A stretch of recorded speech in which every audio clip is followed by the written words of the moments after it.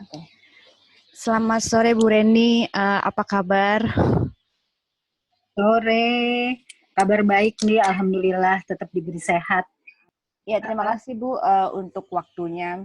Nah, untuk sore hari ini saya bersama dengan Bu Reni gitu. Beliau adalah seorang ahli psikologi forensik ya Bu ya, yang juga melakukan konseling di rumah sakit.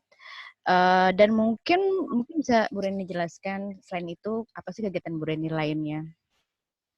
Ya, sebetulnya base saya sih di rumah sakit sebagai psikolog klinis di rumah sakit, maka layanannya macam-macam. Semua layanan psikologi klinis atau psikolog klinis itu memang buka klinik di rumah sakit untuk pelayanan baik individual maupun klasikal, pemeriksaan korban, pemeriksaan tersangka, dari Sabang sampai Merauke yang kebetulan minta ya. Wow, oke. Mungkin bagi publik gitu, maksudnya sebagai yang belum mengenal psikologi forensik, boleh nggak sih kayak Ibu jelaskan secara singkat, maksudnya pekerjaan sebagai ahli psikologi forensik itu mencakup apa? Oke, definisinya dulu ya Mbak Karen ya. Jadi Hmm. psikologi forensik itu di dalam beberapa literatur didefinisikan bahwa semua praktek psikologi untuk kepentingan hukum itu disebut sebagai praktek psikologi forensik. Itu Mbak, itu garis besarnya. Ada nggak sih kasus-kasus yang berhubungan dengan forensik yang mungkin Bu Reni juga masih tangani di saat pandemi global ini?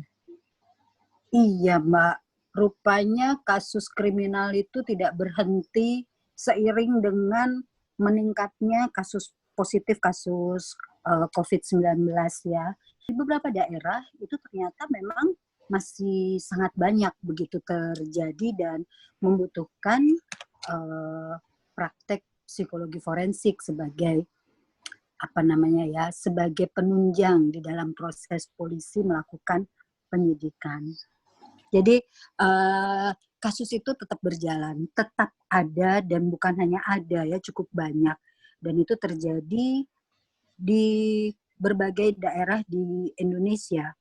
Yang masuk ke Asosiasi Psikologi Forensik sendiri cukup banyak permintaan untuk mulai dari pemeriksaan sampai ke pendampingan korban. Nah, kasus-kasus forensik yang terjadi tuh, yang marak terjadi tuh lebih ke arah apa, Bu?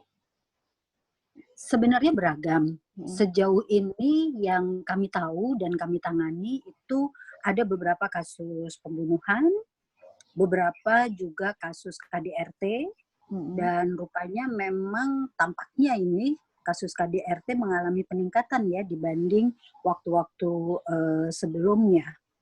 Iya ya, karena saya juga baca di berita gitu, ternyata kasus KDRT sendiri di ranah domestik khususnya itu malah jumlahnya semakin meningkat gitu di masa COVID-19 ini, Bu. Iya. Itu kenapa, Bu? Iya. Maksudnya apa alasan? Sekarang kita lihat ya, kan ada pembatasan sosial yang kemudian kebijakan global itu work from home, otomatis orang-orang yang tadinya pergi bekerja keluar rumah jadi berada di dalam rumah. Mungkin juga situasi ini kan menjadi mempengaruhi kondisi ekonomi keluarga juga. Stresor itu menjadi muncul yang tadinya mungkin secara ekonomi itu tidak terlalu dipikir. Dengan adanya pandemi ini ada problem dalam hal ekonominya. Terus juga pembatasan-pembatasan ini membuat orang-orang yang tadinya punya penyaluran untuk stres yang dia rasakan dengan pergi keluar rumah, sekarang harus berada di luar rumah begitu. Jadi bagi sebagian orang yang memang memiliki kecenderungan unstable, ini bisa menjadi satu pemicu ya untuk kemudian melakukan tindakan-tindakan kekerasan di dalam rumah tangga. Jadi itu sebetulnya memang sangat disayangkan dan itu tidak hanya di Indonesia sih Mbak. Kalau kita lihat dari yang dilansir oleh VOA di tanggal 5 April ya kalau nggak salah itu tanggal 5 April betul, tanggal 5 April 2020 baru saja di Perancis itu meningkat 1/3 kasus dalam 1 minggu. untuk KDRT. Di Afrika Selatan itu pengaduan di minggu pertama ada pembatasan wilayah itu sampai 90.000 kasus. Kemudian di Australia sendiri itu ada permintaan layanan bantuan untuk KDRT meningkat sampai 75%. Di Turki bahkan ada kasus yang mengakibatkan kematian. Nah, di Indonesia sendiri juga ada beberapa laporan. Saya tidak tahu persis datanya berapa ya, karena kita juga tahu di samping ada pembatasan sosial, masyarakat stres dengan berbagai hal harus berada di rumah, baik secara sosial, secara ekonomi, dan kita tahu polisi pun kan sekarang semuanya fokus untuk pandemi COVID ini ya. Jadi gimana mereka ini mendisiplinkan masyarakat untuk patuh terhadap apa yang diinstruksikan pemerintah, sehingga yang seperti ini justru terlewat begitu. Nah, saya dengar sendiri dan ingat sekali ya yang dilansir oleh VOA itu di tanggal 5 April 2020 kemarin ini, Antonio Guterres, Sekjen PBB itu juga menghimbau, bahkan mendesak ya, bagi semua pemerintah di seluruh dunia itu untuk juga membuat pencegahan dan penanganan kekerasan terhadap perempuan dan anak. Ini sebagai bagian penting di dalam kebijakan nasional terkait dengan COVID-19 ini gitu. Karena ini dampak-dampak ikutan yang ternyata real ada di masyarakat. Jadi memang untuk kayak stay at home atau work from home itu juga ada dampaknya karena domestik juga ya Bu ya. Jadi kan Bu Reni menjelaskan bahwa perlu ada penanganan dan pendampingan psikologis untuk kasus kekerasan pada perempuan dan anak gitu. Nah di masa COVID-19 ini seperti apa sih Bu bentuknya? Nah ini yang kami juga agak kesulitan ya, karena dengan pembatasan untuk bertemu langsung atau kontak langsung kan kita juga harus menjadi bagian ya, tidak kemudian kita harus menjadi bagian untuk tidak menularkan dan juga tidak ketularan begitu kan. Jadi memang agak repot buat APSI4 di sini, terutama bagi anggotanya di seluruh Indonesia yang masih harus menjalankan tugas. Jadi ya kami tetap menjalankan tugas dengan APD. Jadi masker tetap dipakai, menjaga jarak yang biasanya mungkin kita jaraknya mungkin hanya sekitar 1 lengan, sekarang minimal 1,5 meter jaraknya. Sebisa mungkin kalau yang bisa kita lakukan lewat seperti ini ya, Zoom atau lewat WA, yang WA itu bisa voice atau yang audio visual itu, video call, ya itu yang bisa kita pakai. Kita memanfaatkan teknologi juga sepanjang memungkinkan. Tetapi jika memang terpaksa harus ketemu, kita ketemu dengan memperhatikan itu tadi, keselamatan orang yang kita hadapi, dampingi, dan juga keselamatan kita yang melakukan pemeriksaan atau pendampingan, Mbak. Iya, kemarin saya juga ngobrol sama Bu Gama ya terkait Ikatan Psikologi Indonesia juga membuat protokol itu sendiri untuk teman-teman psikolog yang mau mendampingi klien secara onsite gitu, ada APD yang dipakai. Jadi ini pun berlaku nggak hanya di rumah sakit, tapi kalau misalnya untuk kayak pendampingan psikologis di institusi pribadi gitu, itu juga memakai APD ya Bu ya? Betul Mbak. Pokoknya kita ketemu atau kontak dengan orang lain, apalagi dalam jumlah durasi waktu yang mungkin bisa lebih dari 30 menit. Jangankan itu ya, ketemu gitu aja kita tetap harus menjaga semuanya. Kita ikut protokol dari pemerintah. Untuk ya. Nah, kira-kira ada nggak sih yang pengen Bu Reni sampaikan gitu kepada kayak pada publik? Bagaimana caranya supaya istilahnya mencegah adanya kekerasan ataupun hal-hal yang merugikan lainnya gitu ketika kita berada di rumah gitu. Mungkin kan itu stres, hal yang stres gitu bagi banyak orang. Iya. peran serta ya. Rasanya pemerintah nggak bisa sendirian di sini. Jadi peran serta profesi psikologi itu juga sangat dibutuhkan.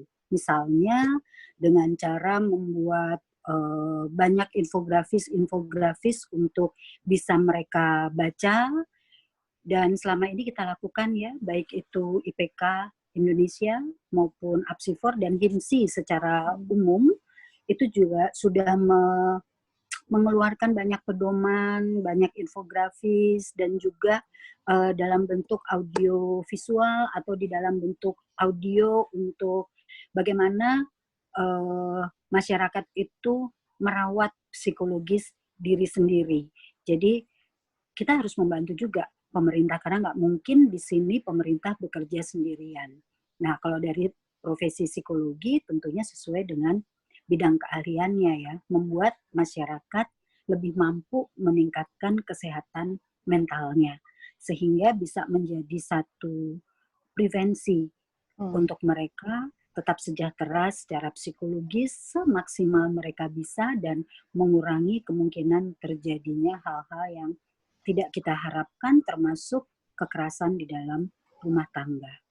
Bagaimanapun perempuan dan anak di dalam rumah ini menjadi rentan ya, yang harusnya rumah ini menjadi tempat yang aman bagi semua orang gitu. Jadi memang masyarakat perlu untuk terus-menerus tidak berhenti hanya satu kali atau dua kali, tetapi terus-menerus untuk di apa ya, di prom ya, jadi ada masukan-masukan terus-menerus, ada informasi-informasi terus-menerus, dan kemudian juga mereka harus tahu kemana mencari bantuan apabila dirasakan stres ini kok tidak bisa dapat jalan keluarnya. Nah, itu juga perlu untuk kita lakukan dan sejauh ini kita sudah melakukannya. Tidak boleh berhenti. Nah, terkait pendampingan psikologis atau mendampingi sebuah kasus gitu oleh ahli psikologi forensik gitu di masa pandemik global ini, sejauh mana sih Bu untuk pendampingan sebuah kasusnya itu? Ini Mbak, peran psikologi forensik itu kan sebetulnya tidak hanya psychology in law ya. Kalau psychology in law itu kita praktek langsung atas permintaan dari APH atau aparat penegak hukum. Misalnya ada kejadian tindak pidana tertentu misalnya. Nah, kemudian ini masih di fase penyelidikan. Kita bisa dilibatkan itu di situ, diminta. Atau sudah masuk ke ranah penyidikan. Di situ sudah ada tersangkanya dan ada korban, bisa jadi kita diminta melakukan pemeriksaan atau pendampingan terhadap korban atau pemeriksaan dan pendampingan terhadap tersangka. Itu kalau masih di fase yang namanya praadjudikasi ya. Jadi masih di fase penyelidikan dan penyidikan.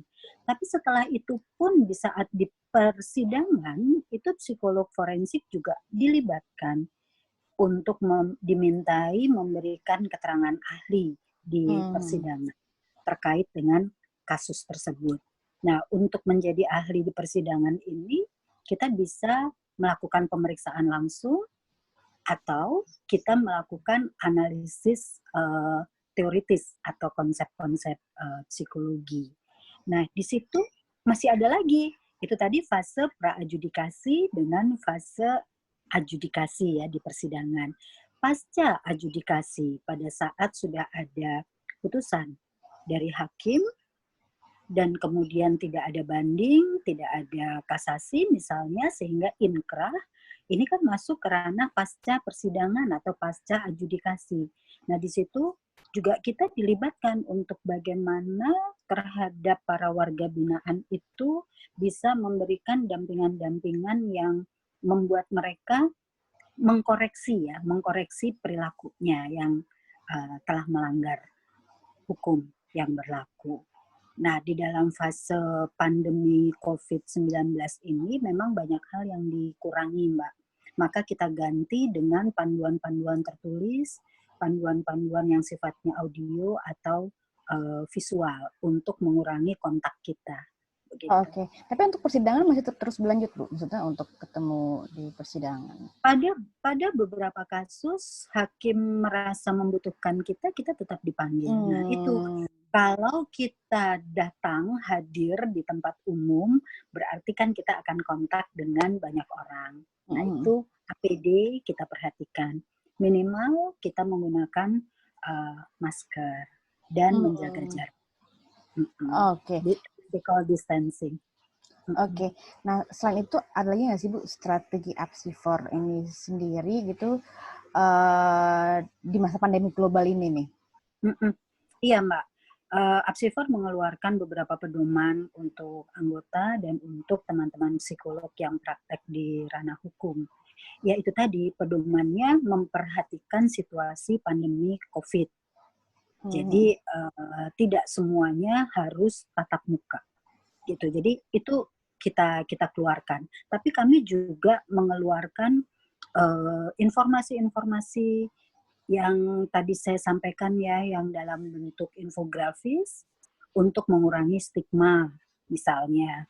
Karena stigma ini kan, stigmatisasi ini atau label-label negatif terhadap orang yang positif atau ODP atau PDP atau keluarganya atau bahkan ke tenaga kesehatan ya, tenaga medik dan tenaga kesehatan lainnya, itu kita juga mengimbau kepada masyarakat, kita juga mengeluarkan poster-poster untuk mengingatkan, hindari diri kita jangan sampai membuat stigma atau melakukan stigmatisasi.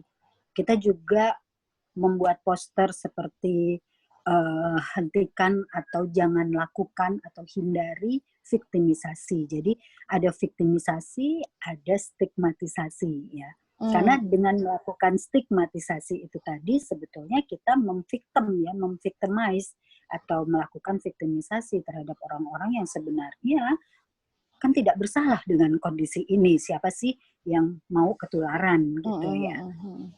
Kita mengeluarkan itu. Dan juga kita mengeluarkan poster yang isinya itu mari kita ajakan untuk kita berperilaku etis.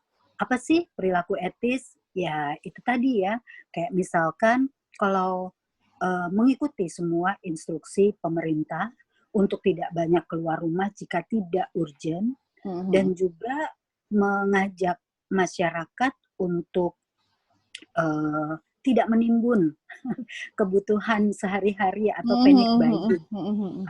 Itu juga kita buat posternya untuk membantu pemerintah mengingatkan masyarakat ya untuk hal-hal yang tadi, dan juga kita membuat poster untuk hindari melakukan hal-hal yang melanggar hukum.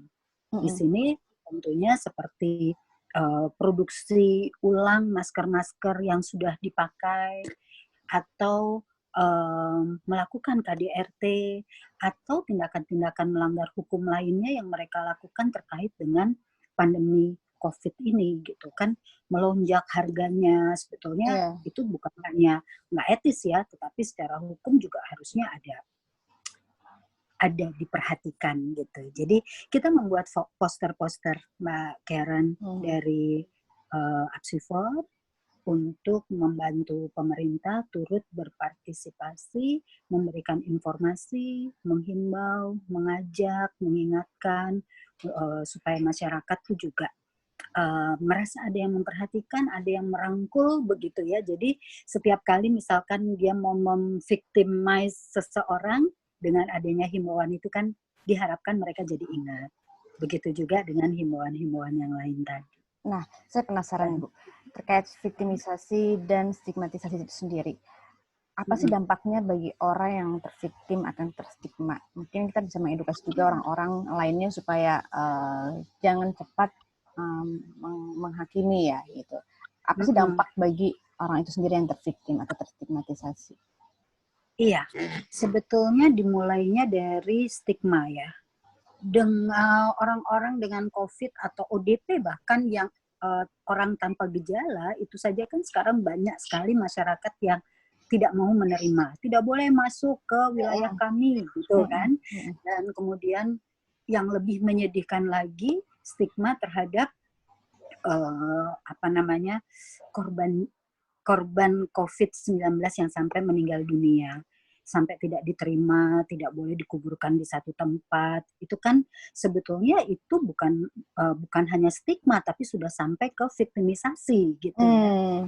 Sudah menjadi korban dari COVID-19 ini, masih juga menjadi korban sosial gitu. Nah itu yang kita sangat-sangat apa namanya ya, kita sangat-sangat peduli terhadap hal-hal tersebut, khususnya karena memang saya di sini kebetulan dipercaya sebagai ketua Asosiasi Psikologi Forensik, maka saya dan teman-teman di Asosiasi Psikologi Forensik sangat peduli terhadap hal itu. Apalagi Mbak, sekarang dokter-dokter itu pun sampai dilarang pulang ke rumahnya. Iya, Kasihan kan iya. mereka. Saya lihat ada Ini beberapa tenaga kesehatan yang sampai dilarang masuk ke wilayah tempat tinggal mereka gitu. masa mereka harus di hotel, mereka harus tidur di rumah sakit, padahal selama ini mereka lah yang berada di Iya. lini terdepan kan untuk merawat. Iya, jadi itu stigma yang kemudian menjadi victimize gitu ya. Jadi membuat orang menjadi korban akibat dari stigma yang diberikan oleh masyarakat. Iya. Nah, mungkin kalau misalnya ada orang-orang yang pengen membutuhkan pendampingan psikologis atau kasus gitu dari Apsifor, berarti bisa ada website ataupun mungkin media sosial yang bisa dihubungi. Gitu. Kalau untuk layanan dalam kaitannya dengan hukum, biasanya kerjasamanya melalui polisi ya. Jadi kami hanya bisa melakukan pemeriksaan atau layanan psikologi forensik apabila ada permintaan dari aparat penegak hukum. Jadi pendampingannya ini pun pendampingan di dalam konteks hukum. Tapi kalau misalkan konteksnya adalah sebagai psikolog klinis, itu sekarang semua membuka, ada juga layanan online, termasuk saya sendiri kadang-kala sampai jam 12 malam tuh terima layanan online, terkait dengan tindak pelanggaran hukum. Nah itu boleh berkonsultasi sebelum sampai ke aparat penegak hukum, itu nanti ke saya boleh, atau ada beberapa nomor dari pengurus yang juga bisa dihubungi supaya masyarakat tahu kalau ada kasus seperti ini, tindakan apa yang harus mereka lakukan. Misalnya pengaduan tentang KDRT, tapi mereka masih ragu-ragu untuk melaporkan ke pihak yang berwajib, begitu ya. Jadi itu bisa untuk masuk ke lewat telepon kami.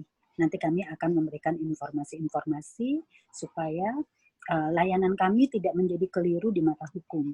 Begitu. Kalau misalkan kasus itu kemudian berlanjut ke ke tindakan hukum. Oke. Terima kasih banyak Bu Reni untuk kita diskusinya sore hari ini gitu. Mungkin Bu Reni sebelum menutup diskusi ada yang mau ingin disampaikan? Saya secara pribadi dan juga saya sebagai Ketua Asosiasi Psikologi Forensik Indonesia di sini sangat concern untuk mengajak semua masyarakat, mari kita bersama-sama saling bergandeng tangan untuk meningkatkan well-being kita semua. Termasuk di dalamnya, mari kita hindari melakukan viktimisasi, kita hindari melakukan stigmatisasi, kita hindari perilaku-perilaku yang tidak etis, dan apalagi jika itu perilaku yang melanggar hukum. Lebih baik kita mencoba untuk melakukan tindakan-tindakan yang sifatnya solidaritas sosial, saling membantu satu sama lain, atau yang dikenal di dalam istilah psikologi itu adalah perilaku prososial, dan siap memberi informasi apabila dibutuhkan. Jadi kalau misalkan ada yang merasa tertekan, tidak memiliki jalan keluar, teman-teman bisa mencari ke nomor-nomor layanan atau ke website HIMSI, bisa juga ke website IPK Indonesia, atau ke nomor-nomor yang tadi sudah saya sampaikan. Iya. Oke, siap. Terima kasih banyak Bu Reni. Dan yang terakhir, oh ya, boleh. yang terakhir, tetap jaga kesehatan.